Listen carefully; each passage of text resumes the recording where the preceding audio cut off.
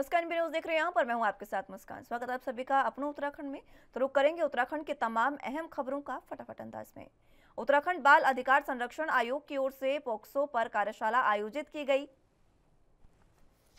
बुधवार को मुख्यमंत्री पुष्कर सिंह धामी, कैबिनेट मंत्री रेखा आर्य और बाल विकास अध्यक्ष डॉक्टर गीता खन्ना ने दीप जलाकर कार्यक्रम की शुरुआत की। इस दौरान कलाकार गौरी बिष्ट ने अन्य कलाकारों के साथ शिव वंदना की प्रस्तुति दी।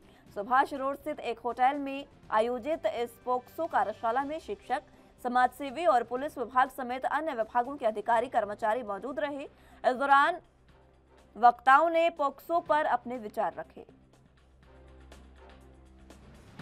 आज ये बहुत ही अच्छा कार्यक्रम जिसमें कि हम अपने आने वाले नौजवानों के बारे में यहाँ पर एक दिवसीय कार्यशाला में भाग ले रहे हैं और साथ ही साथ आप सभी लोगों को यहाँ पर जिन लोगों ने पोस्को के बारे में जो विशेष रूप से अशोक जी ने यहाँ पर विषय रखा, हमारी किताब का भी यहाँ पर विमोचन हुआ और आप लोगों ने पोस्को वॉरियर्स के रूप में जो बच्चों के संरक्षण के लिए लगातार काम किया है, आप सबको सम्मानित करते हुए बहुत मुझे खुशी हो रही है कि निश्चित रूप से ये सम्मान आपका नहीं है, ये सम्मान हमारी आने वाली पीढ़ियों का सम्मान है, उन नौनिहालों का सम्मान है जिन्हें आज नहीं तो कल देश का भविष्य बन रहा है। देश के विभिन्न विभिन्न क्षेत्रों में जाना है, उन सभी का सम्मान करने का अवसर यहाँ पर बाल संरक्षण अधिकार आयोग की तरफ से हम लोगों के हाथों से सम्मान करवाया। मैं उनका धन्यवाद करता हूँ। आज हमारे बच्चों को एक पॉजिटिविटी, रचनात्मकता बढ़ाने के लिए भयमुक्त, तनावमुक्त और हंसमुक्त खिलखिलाता हुआ वातावरण मिले, उनको एक स्वस्थ जीवन, पोषण युक्त मानसिक और शारीरिक बचपन जीने का, स्वस्थ विचारों को पल्लवित करने का समुचित वातावरण। दिव्य ज्योति जागृति संस्थान ने गांधी पार्क में भागवत कथा का आयोजन किया, जिसमें सीएम पुष्कर सिंह धामी शामिल हुए। सीएम धामी ने कार्यक्रम का दीप प्रज्वलित कर शुभारंभ किया। सीएम धामी ने आध्यात्मिक प्रचार सामग्री, आयुर्वेदिक उत्पाद समेत कई स्टॉलों का निरीक्षण करने के साथ ही प्रकल्प प्रदर्शनी का भी अवलोकन किया। इस मौके पर धामी ने कहा कि ईश्वर की कृपा के बिना पत्ता और कण तक इधर से उधर नहीं हो सकता। उन्होंने कहा कि ऐसे स्थानों पर आने का अवसर ईश्वर की कृपा से ही संभव है, लेकिन कोई समस्या या उत्पन्न हो जाती है जिससे व्यक्ति चाहकर भी नहीं पहुंच पाता। उन्होंने राज्य की खुशहाली, समृद्धि, आपदाओं से मुक्ति के साथ ही चहुमुखी विकास के लिए कामना करते हुए संतों का आशीर्वाद लिया।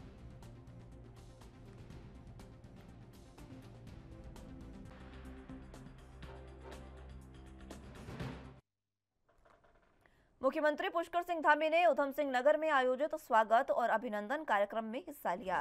सीएम धामी ने अपने संबोधन में कहा कि किसी एक काम के पूरा होने पर आराम से बैठना नहीं है, अगले काम की तैयारी शुरू कर देनी है। यही हमारी कार्य संस्कृति है। उन्होंने कहा कि आप सभी के द्वारा प्रदेश में की गई मेहनत का ही परिणाम है कि हमने प्रदेश में इतिहास रचते हुए विभिन्न मिथकों को तोड़कर प्रचंड बहुमत से लगातार दूसरी बार सरकार बनाई।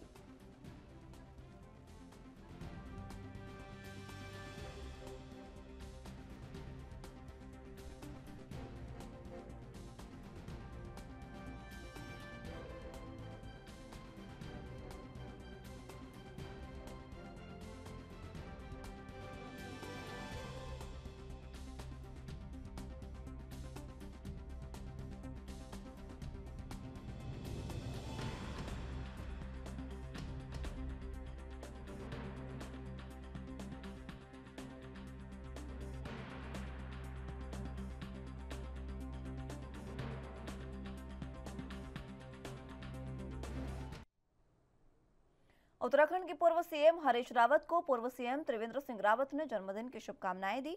त्रिवेंद्र सिंह रावत पूर्व सीएम हरीश रावत के आवास पर पहुंचे। त्रिवेंद्र सिंह रावत ने कहा कि हरीश रावत उत्तराखंड के वरिष्ठ नेता हैं और वो स्वस्थ रहे, सुखी रहे, यही कामना है।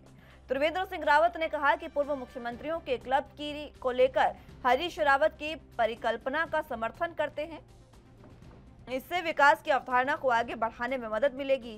आपको बता दें कि पूर्व मुख्यमंत्री हरीश रावत ने पूर्व मुख्यमंत्रियों के एक क्लब बनाए जाने की पैरवी की है। त्रिवेंद्र रावत ने कहा कि यह समझना होगा कि हरीश रावत की परिकल्पना के अंदर कौन कौन सी बात है। इधर पूर्व सीएम हरीश रावत ने कहा कि पूर्व मुख्यमंत्रियों के क्लब को लेकर त्रिवेंद्र सिंह रावत से चर्चा की। त्रिवेंद्र रावत जन्मदिन की शुभकामनाएं देने पहुंचे थे। पूर्व मुख्यमंत्रियों का यह क्लब राज्य के हित में रहेगा।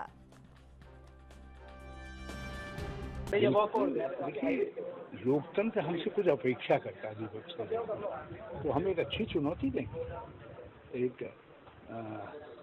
पूरे रोडमैप के साथ चुनौती देंगे। और चंपावत की डेवलपमेंट के लिए हमने बहुत काम किया है। वो अपना रोडमैप रखेंगे, हम अपना रोडमैप रखेंगे। जनता के सामने हम सशक्त विकल्प रखेंगे। कांग्रेस कैसा उम्मीदवार उतारने जा रही है? मजबूत नेता देखो, हमारे पास जो पिछली बार लड़े थे वो भी बड़ी मजबूत नेता, अच्छे नेता और बहुत कम वोटों से आ रहे हैं। लेकिन वहाँ के कांग्रेस के लोग डिसीजन करेंगे। आज शायद वो बैठ रहे हैं और वो लोग आपस में बातचीत कर रहे हैं। उसके बाद वो प्रदेश अध्यक्ष जी को बताएंगे, जो प्रदेश अध्यक्ष जी चाहेंगे वो। आप भी लड़ सकते हैं चुनाव? नहीं, देखिए, लड़ने का एक मकसद होता है। पिछली बार लड़ने का मकसद ये था कि मैं शायद चीफ मिनिस्टर बन करके कुछ चीज़ें जो है, जो हमारी जो सोच थी जो अधूरी रहेगी, उसको हम शायद पूरा कर पाएंगे। अब चंपावत उपचुनाव लड़ने के लिए कांग्रेस भी तैयार हो चुकी है। कांग्रेस ने अपनी तैयारियां तेज कर दी हैं। आपको बता दें कि चंपावत चुनाव के मद्देनजर कांग्रेस ने भुवन कापड़ी, मनोज तिवारी, खुशहाल सिंह अधिकारी अपने इन 3 विधायकों को चुनाव प्रभार दिया है। चुनाव कैसे जीतना है और चुनाव में कैसे सफलता पानी है, पार्टी के पदाधिकारियों समेत ये लोग संचालन देखेंगे। कांग्रेस में अब तक पुष्कर सिंह धामी के सामने अपना प्रत्याशी घोषित नहीं किया है और मंडप सज चुका है और दूल्हे का कुछ पता नहीं। अब ये सवाल उठता है, सवाल यह है कि क्या बिखरी हुई कांग्रेस एकजुट होकर चंपावत उपचुनाव में अपनी भागीदारी निभाएगी या फिर लगातार चल रही गुटबाजी पार्टी पर हावी होगी। आपको बता दें कि कांग्रेस प्रदेश अध्यक्ष और नेता प्रतिपक्ष के बनने के बाद जो नाराजगी पार्टी के नेताओं ने जाहिर की, कहीं वही स्थिति सीएम के सामने कैंडिडेट उतारने में कांग्रेस को फेस न करनी पड़े और कैंडिडेट को लेकर फिर कांग्रेस में कोहराम हो।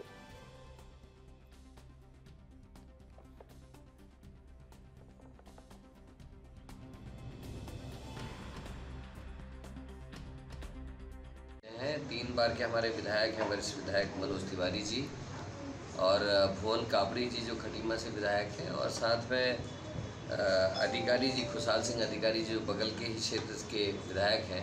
तीनों को प्रभारी बना के वहाँ भेजा गया है ताकि वहाँ के जो हमारे सीनियर्स हैं उन सबसे बात करें। हिमेश खड़कवाल जी से भी बात करके ब्लॉक कांग्रेस कमेटी और जिला कांग्रेस कमेटी के कार्यकर्ताओं से बैठक करके निर्णय करेंगे कि हम कैसे बेहतर ढंग से चुनाव लड़ सकते हैं और प्रत्याशी कौन कौन लोग इच्छुक हैं। हिमेश खड़कवाल जी का किस तरीके का वो है, वो लड़ने के लिए किस तरीके से तैयार है, इन सभी चीज़ों पे वो लोग विचार विमर्श करके अपनी रिपोर्ट पीसीसी को प्रस्तुत करेंगे और हम लोग उस पर विचार करके, जैसे कल आपने देखा होगा वरिष्ठ जनों की हमने बैठक की थी और वही जो रिपोर्ट्स होंगे उनको हम हाईकमान के संग डिस्कस करने के बाद चंपावत चुनाव में हमारी क्या रणनीति रहेगी, किसको हम चुनाव लड़ेंगे, फैसला। अधिकारी के ऊपर बहुत लंबे समय से फरत्याल जी जो है आक्रामक थे। जब वो विधायक थे पूरन फरत्याल जी, तो भी खुशहाल सिंह अधिकारी के ऊपर कई किस्म का आरोप लगाने की कोशिश, जिला पंचायत के इलेक्शन में जो कुछ हुआ आप सबने देखा है। तो ये कोई नई चीज़ नहीं है और वो लगातार इस तरीके से खुशहाल सिंह अधिकारी के संग व्यक्तिगत दुश्मनी निकालने की कोशिश करते रहे हैं और मजबूत आदमी हैं खुशहाल सिंह अधिकारी जी। जिला पंचायत में उन्होंने पटकनी देने का काम किया था। पिछले बार दुर्भाग्य से मशीन ख़राब होना और उसके बाद 200 वोटों से लगभग एक ही मशीन में हारना जीती हुई सीट को, और इस बार वो जीत के विधायक बने। इस वाले विषय में भी वो साफ सुथरे बाहर निकल के आएंगे, ऐसा मेरा विश्वास है। उत्तराखंड सरकार में कैबिनेट मंत्री रेखा आर्य ने देहरादून के केदारवाला में भरी दोपहरी में महिला किसानों को खेत में गेहूं काटते हुए देखा तो अपने आप को रोक नहीं सकी। वो खेत में गेहूं काट रही महिला के बीच जा पहुंची। कैबिनेट मंत्री रेखा आर्य ने महिलाओं के साथ गेहूं की फसल काटी। कैबिनेट मंत्री रेखा आर्य ने ग्राम प्रधान तबस्सम इमरान के साथ गेहूं की कटाई के साथ ही थ्रेसर पर गेहूं की मटाई भी की। इसके साथ गांव के खेत में काम कर रही महिलाओं से खेत की बुआई से लेकर क्रय केंद्रों पर गेहूं और अन्य अनाज के विक्रय की जानकारी भी ली। उन्होंने महिला किसानों से खेती में आने वाली समस्याओं के बारे में विस्तार से सुना। वहीं महिलाओं से राशन के दुकानों से सरकार की योजनाओं के तहत मिलने वाले राशन की भी जानकारी ली।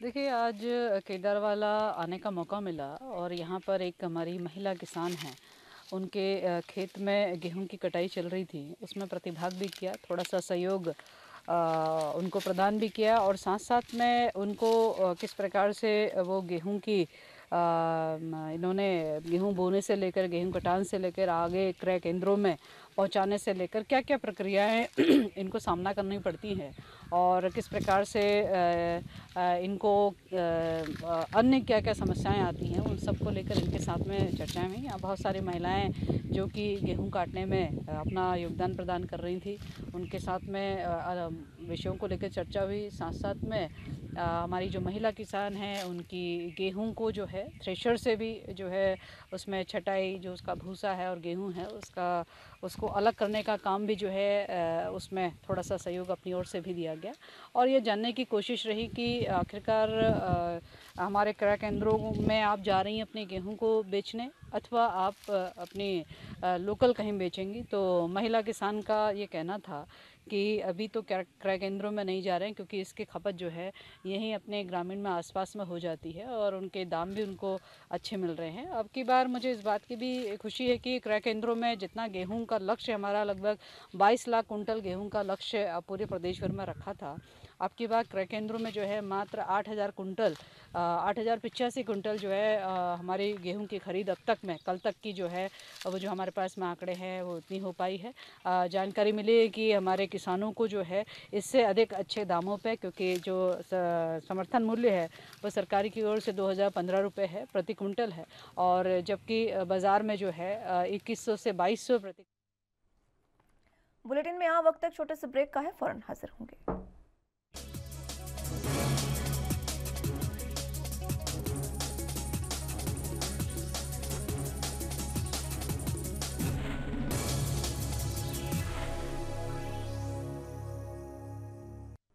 ब्रेक के बाद एक बार फिर से रुक करते हैं उत्तराखंड के तमाम अहम खबरों का विस्तार के साथ। उत्तराखंड के श्यामपुर पुलिस चौकी क्षेत्र अंतर्गत दिन दहाड़े गोली चलने से सनसनी फैल गई। आरोपी ने हवा में फायर झोंका। जानकारी के मुताबिक बनखड़ी निवासी एक युवक का श्यामपुर निवासी अपनी पत्नी के साथ कोर्ट में विवाद चल रहा है। अपनी रूठी पत्नी को मनाने के लिए युवक ससुराल पहुंच गया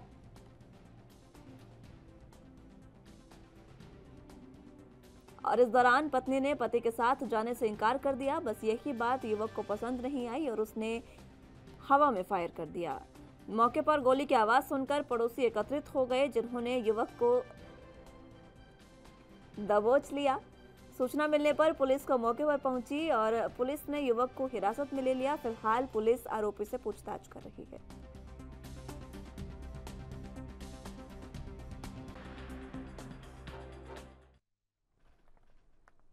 उत्तराखंड सरकार में मंत्री सौरभ बहुगुणा कोरोना संक्रमित हो गए हैं।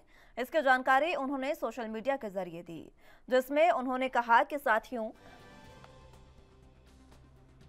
आपको सूचित करना चाहता हूं कि कल रात तबीयत खराब होने के बाद आज सुबह मैंने अपना RT-PCR टेस्ट कराया, जिसमें मैं पॉजिटिव पाया गया हूं।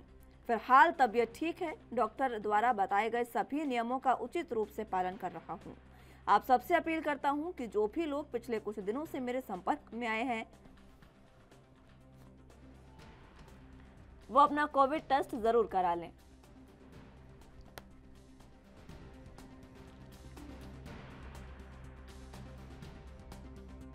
ये एक बच्ची आई है, कोरोना पॉजिटिव आई है, अदरवाइज़ वो ठीक है, कोई ऐसी दिक्कत की बात नहीं है।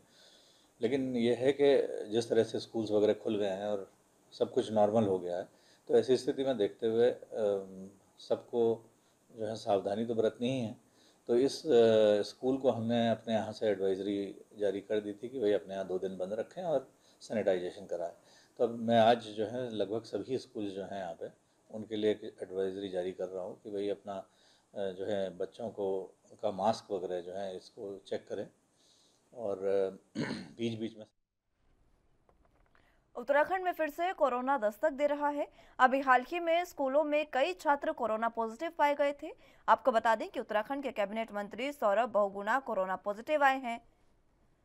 उन्होंने सोशल मीडिया में जानकारी देते हुए कहा कि मैंने अपने आप को आइसोलेट कर लिया है।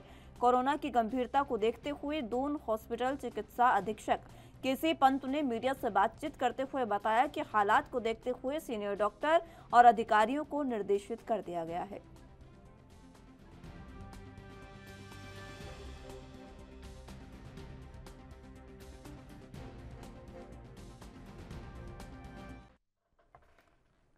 बांग्लादेश से भारत दाखिल हुए रोहिंग्या उत्तराखंड में भी दाखिल हुए हैं। ऐसे इनपुट्स पुलिस को सुरक्षा एजेंसियों से मिले हैं। स्थानीय विशेष समुदाय में खुल मिल कर धीरे धीरे अब ये सुरक्षा के साथ ही संप्रभुता के लिए भी चुनौती बन गए हैं। दलालों के जरिए से ये हल्द्वानी और उधम सिंह नगर के रास्ते उत्तराखंड के पूरे कुमाऊं मंडल में पहुंच गए हैं। सुरक्षा एजेंसियों के अनुसार इनका पहाड़ तक पहुंचने का रूट बड़े खतरे की तरफ संकेत कर रहा है और प्रदेश के संवेदनशील इलाकों के बाद रोहिंग्या उत्तराखंड के हल्द्वानी और उधम सिंह नगर के रास्ते नैनीताल, अल्मोड़ा, बागेश्वर, चंपावत और पिथौरागढ़ तक पहुंच जाते हैं। 2012 के बाद इनकी लगातार बढ़ती संख्या सुरक्षा के साथ ही सामाजिक और सांस्कृतिक रूप से भी गंभीर संकट उत्पन्न कर रही है। सुरक्षा एजेंसियों के इनपुट को गंभीरता से लेते हुए कुमाऊं पुलिस ने रोहिंग्या के खिलाफ विशेष सत्यापन अभियान शुरू कर दिया है। इसकी जिम्मेदारी सभी जिले के सीओ को सौंपी गई है। डीआईजी खुद अभियान की निगरानी कर रहे हैं। इस पर प्रदेश गृह मंत्रालय की भी नजर है। एसएसपी नैनीताल पंकज भट्ट ने बताया कि जिले में रोहिंग्या समेत अन्य के सत्यापन के लिए सीओ को नोडल अफसर बनाया गया है। मैं खुद पूरे अभियान की निगरानी कर रहा हूं। पूरी रिपोर्ट्स तैयार कर डीआईजी को सौंपी जाएगी। सत्यापन को लेके बहुत ज़िले में पूरे सभी थानों की क्राइम मीटिंग के दौरान ही हम लोगों ने इसमें अभियान चलाने का घोषणा कर दी थी। सभी थाना इंचार्जों को इसमें व्यक्तिगत रूप से इसमें एलआईयू की टीमों के साथ इन्वॉल्व किया गया और अभी तक 3000 से ऊपर हमारे यहाँ सत्यापन हो चुके हैं।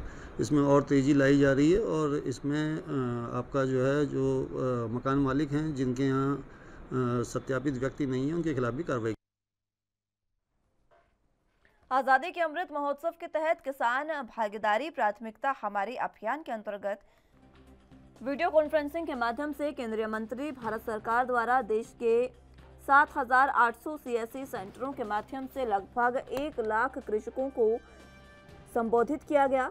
कार्यक्रम में उत्तराखंड के कृषि और कृषक कल्याण मंत्री गणेश जोशी द्वारा भी प्रतिभाग किया गया। उन्होंने राज्य के जनपदों के विभिन्न कृषकों को भी संबोधित किया।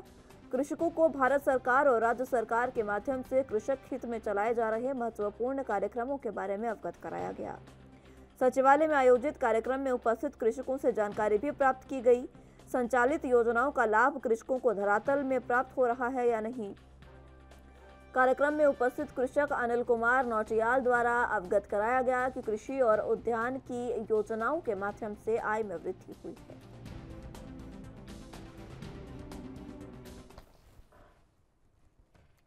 अल्मोड़ा जिले के विकास खंड स्यालंदे में एमएलए महेश जेना ने प्रधानमंत्री ग्राम सड़क योजना के अंतर्गत तमाठोन गोलना मीटर मार्ग का भूमि पूजन कर शिलान्यास किया।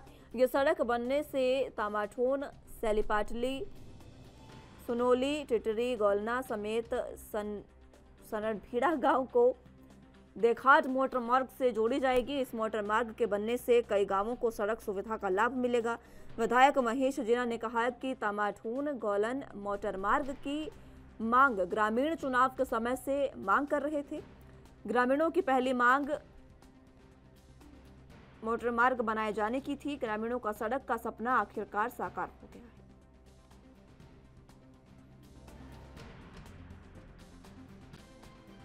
आज टामाडोन गोलना की रोड का हमने शुभारंभ किया है। ये 20 किलोमीटर की रोड है। लगभग इसकी लागत फर्स्ट फेज में 14 करोड़ रुपए की है और ये काफ़ी टाइम से लंबित थी और इसमें ठेकेदारों के आपसी मतभेद में ये रोड कोर्ट में अटकी हुई थी। आज माननीय न्यायालय ने इसमें बीच में आदेश दिया था, उसको केस को डिसमिस कर दिया था और इसका शुभारंभ हो गया और क्षेत्रीय जनता के हित में ये फैसला हुआ और हमने भी इसका जल्दी से जल्दी शिलान्यास करके कार्य शुरू कर दिया और इसमें हमारी भारतीय जनता पार्टी की सरकार के द्वारा इस प्रकार के विकास के कार्य लगातार चल रहे हैं। इसका दूसरे फेज के लिए हमें स्वीकृति मिल रही है और हम लोग सभी क्षेत्रीय जनता माननीय मुख्यमंत्री पुष्कर धामी जी का दिल से आभार करते हैं। सुल्तानपुर पट्टी के ग्राम पिपलिया में फंसे के पैसे के लेन देन को लेकर दो पक्षों में जमकर फायरिंग हुई। फायरिंग के दौरान एक व्यक्ति की गोली लगने से मौत हो गई, जबकि 3 लोग घायल हो गए हैं। घटना की सूचना मिलते ही पुलिस मौके पर पहुंच गई, जहां पुलिस ने शव को कब्जे में लेकर पोस्टमार्टम के लिए भेज दिया है। वहीं पुलिस ने दोनों पक्षों की तहरीर पर मुकदमा दर्ज करते हुए कार्रवाई शुरू कर दी है। पीड़ित नेत्रपाल शर्मा ने बताया कि अविनाश शर्मा अपने दर्जनों साथियों के साथ उसके घर पहुंचा और जमकर फायरिंग की। साथ ही उन्होंने बताया कि दबंगों ने उनके घर की महिलाओं से अभद्रता और मारपीट करते हुए घर से लाखों की लूट की घटना को अंजाम दिया। वहीं सीओ वंदना वर्मा ने बताया कि दोनों पक्षों की तहरीर पर मुकदमा दर्ज कर लिया गया है।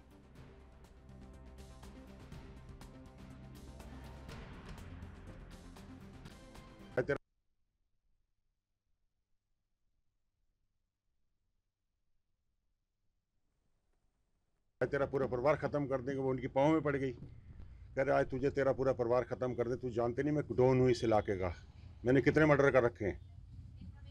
वो बेचारी रोते रोते अंदर गए, अंदर 3-4 लड़के, इसका लड़का ये जो विराट था ये अंदर जाके इसने टटोला पटोली, एक लड़का और था मैं उसको पहचानता हूँ पर नाम नहीं जानता। तो इन्होंने अंदर से पैसे छीना झपटी, जेवर पड़ा था दराज पे वो लेना दाना, करीब 7 लाख रुपए मेरा लूट के फायरिंग करते करते करते ये इनमें से फायरिंग का अंधाधुंध हुई। उनकी तरफ से इतने आदमी फायर, इतनी गोलियां चली, 40-50 गोलियां चली, आधे बाहर थे आधे अंदर थे। अब क्या पता कितने आदमी थे। ये 3 गाड़ियां थी, कैमरे हैं वहां से लेके यहाँ तक, पेट्रोल पंप से यहाँ तक चेक कर लो। 112 की सूचना आई थी, इसमें नेत्र प्रकाश शर्मा पिपलिया गांव में रहते हैं। इनके द्वारा सूचना दी गई थी कि कुछ हमलावरों ने इनके घर पर आकर 3 गाड़ियों में आकर 15-16 लोगों ने आकर फायरिंग की है। घर के अंदर घुस के फायरिंग करी है, महिलाओं के साथ मारपीट करी। इसके साथ ही कुछ घर में जो भी सामान था उसे खुरद-बुरद कर दिया है। इस सूचना पर हम लोग मौके पर पहुंचे, हमने सारा घटनास्थल का मौका मुआयना किया। मौका मुआयना करने पर हमें कुछ खाली खोखे प्राप्त हुए। उसके अलावा इसमें कुछ ये देखा गया कि दूसरे पक्ष की तरफ से भी एक तहरीर आई जिसमें ये बताया गया कि उनके साथ के भी एक व्यक्ति की मृत्यु हो गई है गोली लगने से और 3 अन्य व्यक्ति घायल हैं।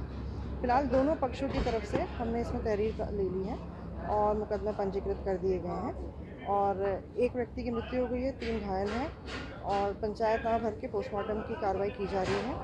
और अभी वर्तमान में इसमें जांच की जा रही है। इसमें सीसीटीवी फुटेज अभी हमें प्राप्त नहीं हो पा रही है क्योंकि कैमरे काम नहीं कर रहे थे, तो इसमें हम लोग सीसीटीवी के आधार पर, कॉल डिटेल्स के आधार पर कुछ इसमें इनका लेन देन का प्रकरण सामने आया है जिसमें इनकी पूर्व में पंचायत हुई है। फिलहाल के लिए अपना उत्तराखंड में मेरे साथ बस इतना ही। तमाम अहम खबरों के लिए आप देखते रहे एनबी न्यूज़। नमस्कार।